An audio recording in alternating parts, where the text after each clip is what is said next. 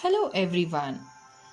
This is a video of Geography Grade 10 Icse and we are going to learn the chapter Climate of India in detail. Despite the broad unity of the monsoon type of climate, variations in climate occur in different regions of the country. For example, the climatic conditions of Bihar and Uttar Pradesh in the north differ from that of Kerala and Tamil Nadu in the south.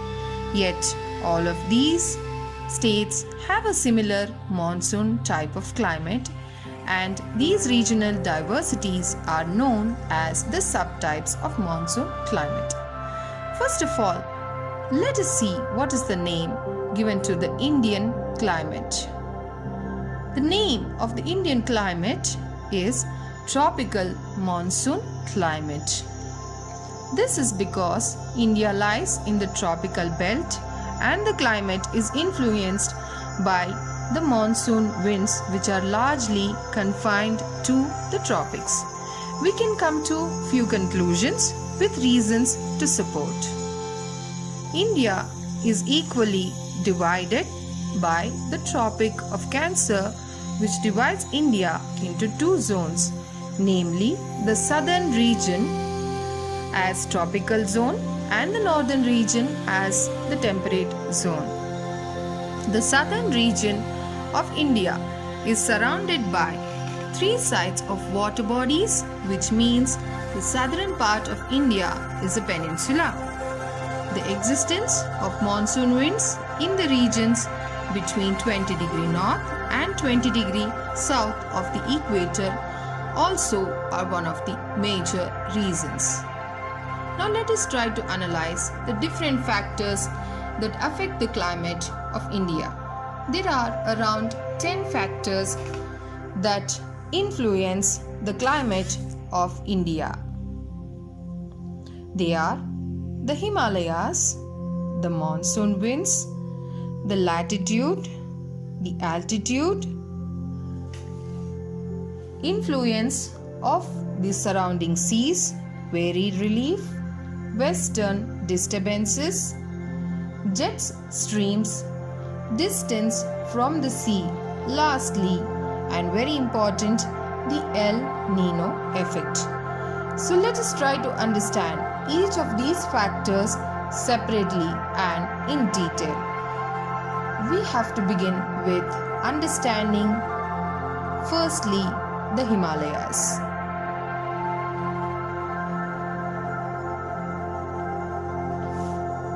The Himalayas form a climatic barrier separating the Indian subcontinent from the rest of Asia.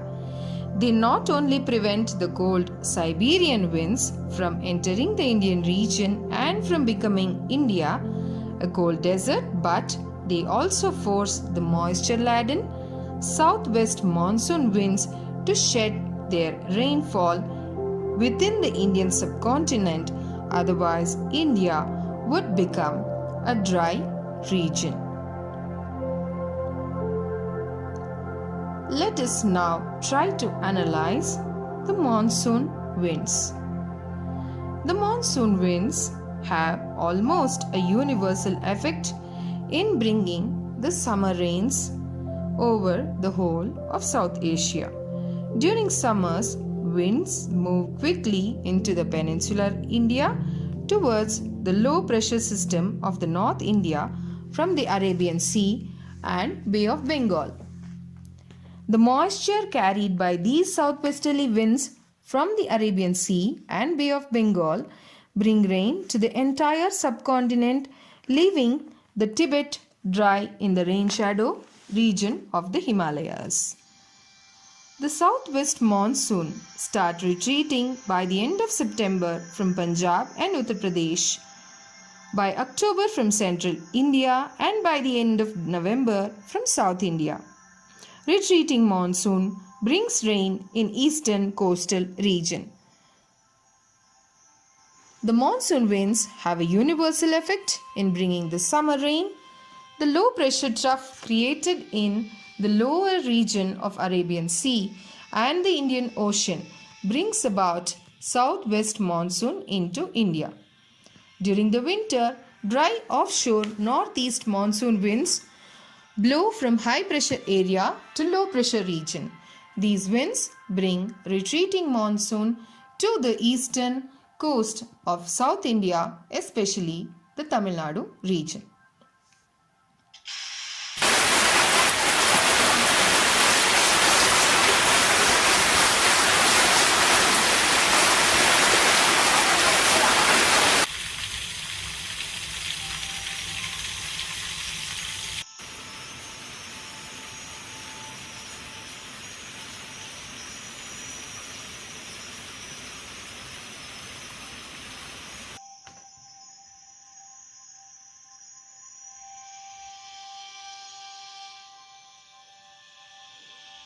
Now let us try to analyze the latitude.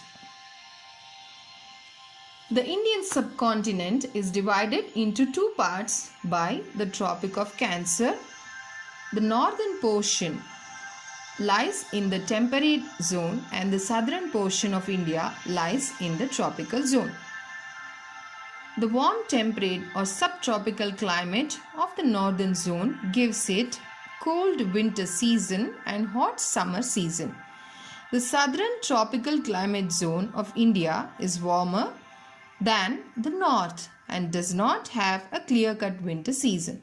Similarly, the northern zone does not have the midday sun almost vertically overhead during any part of the year. So the northern part is called the temperate zone, and this zone experiences extreme variations in temperature, and the southern part of India is called the tropical zone, as this zone experiences equable and a bit warmer climate.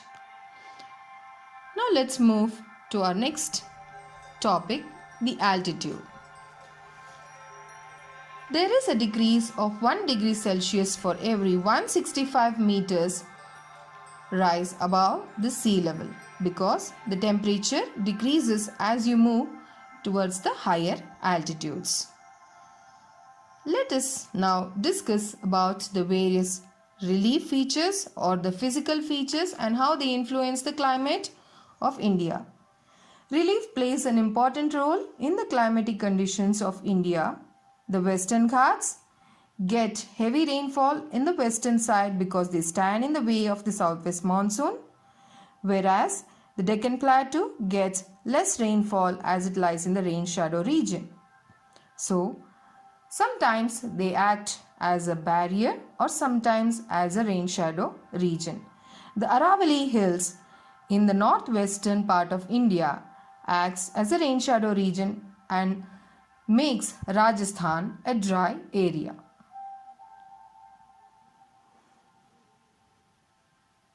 Let us now move to the next topic, the influence of the surrounding seas.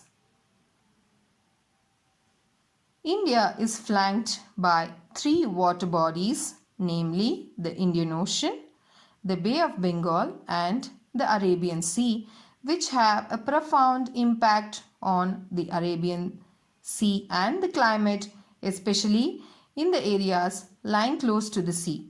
The water bodies act as a major source of moisture to the summer monsoons and bring heavy rainfall to the whole regions. In fact, it is because of the nearness to the sea that these areas have a modern climate. Now let us try to analyze the western disturbances. The weather conditions during winter are generally influenced by the distribution pattern of pressure in Central and West Asia. In the winter season, due to the shifting of the pressure belts, the westerlies blow from 20° north to 50° north. Latitude and the northern India comes under the influence of the winds and cyclones rising from the Mediterranean Sea, and they enter India through the West Asia. These moisture-laden winds join the southwest monsoon winds and bring rain towards the northern plains of India. Now let us try to analyze the jet streams. Air currents which determine the arrival and departure of monsoons are known as jet streams. These currents develop in the upper layers of the atmosphere, and the westerly jet streams prevails over the North Indian plains during the winter months, while the easterly jet stream steers the tropical depression over the India. These depressions play a very significant role in the distribution pattern of monsoon rainfall in the subcontinent, and the highest rainfall occurs along the track of these depressions. Now, let us analyze one more factor, that is the distance from the sea. Areas in the interiors of India have extreme type of climate or continental climate, whereas the coastal regions have equable or oceanic or maritime climate. The effect of land breeze and sea breeze caused by the differential rate of heating and cooling of land and sea are responsible for moderate climate in coastal areas. In the peninsula, the Western Ghats prevent the winds from carrying such benefits far inwards. Therefore, the moderating influence of the sea is limited to the coastal regions. So, areas in the interiors have extreme climate and the range of temperature is usually high, whereas the coastal regions have a milder climate or equable climate, and here the range of temperature is usually lower. Now let us try to analyze the next and last important factor, that is the El Nino effect. El Nino is a warm ocean current which sometimes appears off the coast of Peru in South America during the month of December.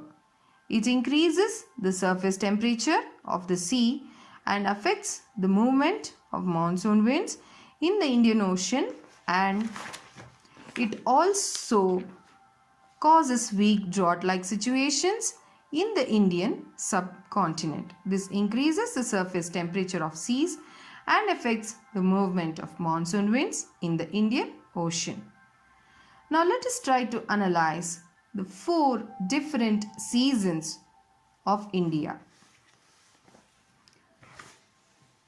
The monsoon type of climate has distinct seasonal pattern marked by the significant change from one season to another. We have usually 4 different seasons: the hot and dry summer, the hot and wet or rainy season, the retreating monsoon season, the cold and dry winter season. Now let us try to analyze each one of these seasons in detail. Firstly, we begin with the hot, dry summer season. In India, the hot season begins in March and lasts until the June. The vertical rays of the sun fall directly over the Tropic of Cancer during this period from March to May. Due to the northward movement of the path of the sun's vertical rays, the length of the day increases. It results in the increase in solar radiation, which moves northward over the tropical areas of South Asia, and the temperature starts rising. In South India, the hot weather is not as intense in North India. The moderating influence of the oceans together with the peninsular situation of South India keeps the temperatures lower than that of North India. The warmest area slowly shifts from the Deccan to northwest India. The high temperature to the subcontinent causes a low pressure between the Thar Desert and the Chota Nagpur region. The surrounding seas are cooler and develop high pressure conditions. By the end of May, high pressure develops in the lower regions of the Arabian Sea, and this weather changes into the rainy season. Next, we have the local winds, which are very important part of the summer seasons. and these are a very important striking feature of the hot summer season. Local winds are nothing but few winds which are beneficial or sometimes they are destructive too. Strong dusty winds which blow during the daytime over the northern and northwestern India are called as Lu. These winds have temperature range between 45 degrees Celsius and 50 degrees Celsius, which is hot enough to cause heat strokes. And these are occasional tornado-like dust storms in Punjab and Haryana and Uttar Pradesh. Kal Baisakhi are winds which blow in West Bengal and Assam and are beneficial for growing jute and rice. And we have cherry blossoms or mango showers which blow in the southern India, especially in Kerala and Karnataka, which help in ripening of mango. Next is the important and the most beneficial season, that is the rainy season, southwest monsoon season, and we have two branches of this southwest monsoon season, the Arabian Sea branch and the Bay of Bengal branch. As we know, the low pressure trough created over the seas moves towards the land and influences to bring about heavy rainfall into the interior and the parts of the country. We have two distinct features in this southwest monsoon, that is the burst of monsoon and the break of monsoon. The sudden onset of rainfall in the first week of June, which is accompanied with thunder and lightning, is known as burst of monsoon, and a period of 2 to 3 weeks, which is a dry period in the rainy season where there is a break of rainfall, is called as break of monsoon. And as a result of the tapering topography of the peninsular India, the southwest monsoon winds divides itself into two branches, and the rains bring down the temperature and hence some respite from the heat. However, there is relief only as long as it rains, because the relative humidity is quite high during July and August, and in few parts of the central India, the temperature drops by 10 degrees Celsius after a week's rain. And hence, we can say that southwest monsoon season is very important with respect to bringing respite from the hot summer weather. The Arabian Sea branch enters Indian landmass after blowing over the vast open sea, and the Bay of Bengal region travels a shorter distance and carries the moisture towards the northeastern part of the India. Next, we have the retreating monsoon season, which is a very important season, and this is marked by the withdrawal of the southwest monsoon season in the early October.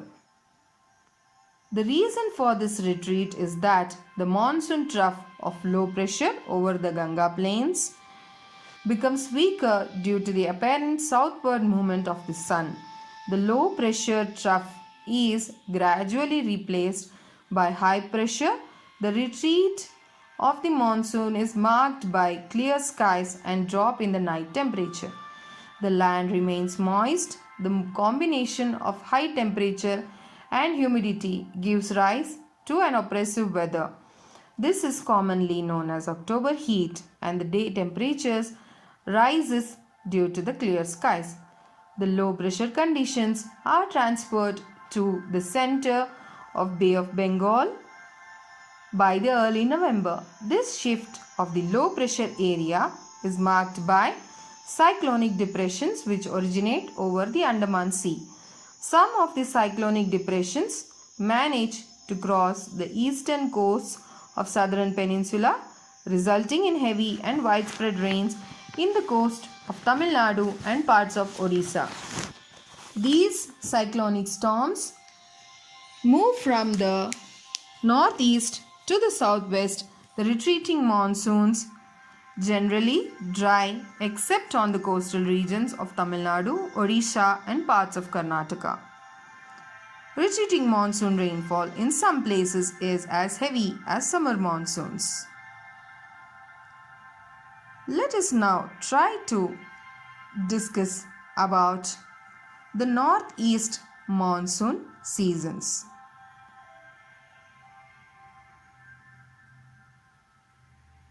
The cold weather season commences at the end of November and continues till the March. The skies are relatively clear with dry weather. Night temperatures are low, especially in northern India, but the days are pleasantly warm. The mean temperature in the northern plains is below 20 degrees Celsius and gets lower in Himachal Pradesh, Jammu and Kashmir, Punjab and Haryana. In the winter season, January is usually the coldest month. The temperature remains quite low during the winter months over the Indian subcontinent. And the cold weather season commences from the November and ends in the March and has excessive cold conditions prevailing in the northern part of India, and the pressure conditions remain feeble. In peninsular India, the average temperature lies between 20 to 25 degrees Celsius and it does not have any well-defined cold weather season. As these winds blow from northeast to southwest, they are called as the northeast monsoon. Now, let us try to understand a characteristic feature of the cold weather season, that is the tropical and the temperate cyclones. Let us begin with analyzing the differences between the tropical and the temperate cyclones. Tropical cyclones are largely a summer phenomena and they are generally smaller in size and their shape is more or less circular and they develop over the sea. They develop in the tropical region of Bay of Bengal and influence the Indian coastal climate. They bring heavy rainfall and strong winds over the Coromandel coast of India, whereas the temperate cyclones are mostly intense in the winter season. They are bigger in size than the tropical cyclones and are oval in shape, and they develop over the continents or the land and in the temperate region of the Mediterranean Sea. They bring light rainfall over the northwestern region of India and under the influence of the westerly jet streams. Now let us try to analyze the distribution of rainfall throughout the Indian subcontinent. The distribution of rainfall is determined by the following factors: the pressure conditions and the direction of the relief features, the direction of the winds bearing moisture, cyclonic depression determined by the pressure gradient. So India can be divided into 4 rainfall regions. They are the heavy rainfall region, which experiences more than 200 centimeters of rainfall annually, the moderate rainfall region, which experiences rainfall ranging from 100 to 200 centimeters annually, the low rainfall region, which experiences below 50 to 100 centimeters of annual rainfall, and scanty rainfall regions which experience around less than 50 centimeters of annual rainfall. There is rainfall over 3 months and the rest of the year is mostly dry. So 70% of the annual rainfall occurs in the rainy season. The rains are mainly of relief type. The windward slopes of the mountains get more rainfall than the leeward side. Only a small portion of the rainfall is received from the sources other than the monsoon, like cyclonic rainfall and conventional rainfall. The quantity and the time of occurrence of rainfall cannot be predicted as the rainfall is erratic. It is because of this uncertainty that sometimes there are floods and sometimes drought. and India has an agrarian economy dependent on the rainfall. As such, rainfall affects the economy of our country. So we can distribute our Indian rainfall into 4 distinct categories as heavy rainfall region, which experiences more than 200 to 300 centimeters of annual rainfall, and moderate rainfall region, which experiences between 100 to 200 centimeters of rainfall annually, and scanty rainfall regions, which experience below 50 centimeters of rainfall annually. Most parts of India do not receive rainfall in the winter season because the winter seasons have little humidity, and due to this anticyclonic circulation on land, the possibility of rain from them decreases. However, there are some areas which do receive rainfall in the winter season. The central parts of India and the northern parts of peninsula get occasional rainfall in winter. Some weak temperate cyclones from the Mediterranean Sea cause rainfall in northern parts of India. The northeastern part of India also gets rainfall during the winter months, and in the months of October and November, the northeast monsoon brings rainfall while crossing over the Bay of Bengal.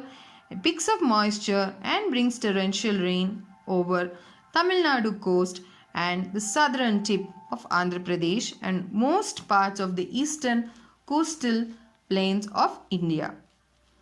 Now let us try to analyze which are the areas which come under the heavy, moderate, low and scanty regions of India. First of all, we will try to understand which are the regions which come under the heavy rainfall regions. This region experiences more than 200 centimeters of rainfall annually and includes the following areas. The windward side of the western Ghats, like the western coastal plains and the slopes of western Ghats, are a major region of the heavy rainfall areas. Meghalaya hills, that is the Garo, Khasi and Jaintia, the southern slopes of eastern Himalayas, Assam, Arunachal Pradesh and West Bengal also come under the heavy rainfall regions which experience more than 200 centimeters of rainfall annually. And in this we also include the heaviest and the wettest place on earth, the Mawsyn Ram, which is included in the Meghalayan region, where we can say that it is influenced by the windward side of the Garo, Khasi and Jaintia hills. It experiences around 1100 centimeters of rainfall annually, and this region is known as the wettest place on earth, or experiences 24 hours and 365 days of rainfall, and hence this region also comes under the heavy rainfall region and experiences most heavy rainfall experienced anywhere else in the world. Next, we will try to analyze the modern rainfall regions. The moderate rainfall regions which come under the India are experiencing rainfall ranging from 100 to 200 centimeters a year. Which are the areas which can be included in this region are the areas which receive rainfall between 100 to 200 centimeters, and they also grow crops which require only rainfall between 100 to 200 centimeters of annual rainfall. So, the regions which come under the moderate rainfall areas are the northern part of Andhra Pradesh and the southern part of Tamil Nadu, middle Ganga Valley, some portions of the Western Ghats, Eastern Maharashtra, Madhya Pradesh and Odisha. So we can understand that these regions grow crops which require only moderate rainfall. For example, cotton, ragi, pulses, millets and different kinds of crops. This region receives rainfall ranging between 100 to 200 centimeters annually, and they are called as the moderate rainfall regions.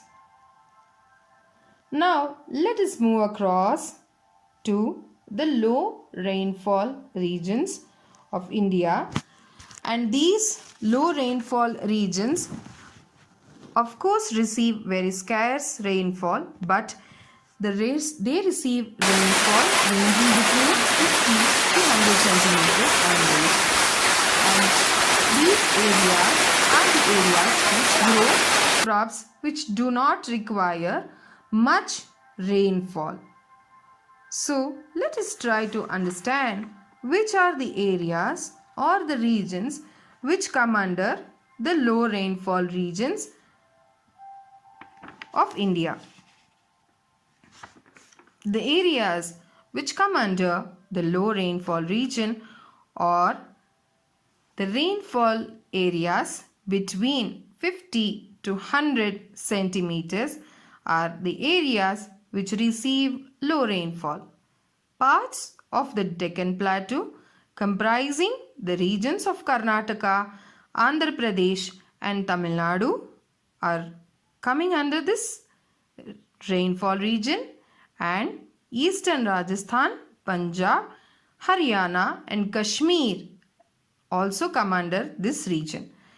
Especially Jammu and Kashmir come under this low rainfall region because they receive snowfall and they do not receive rainfall.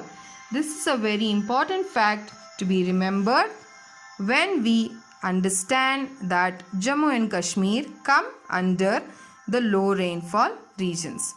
So Jammu and Kashmir experience snowfall and they do not experience more rainfall.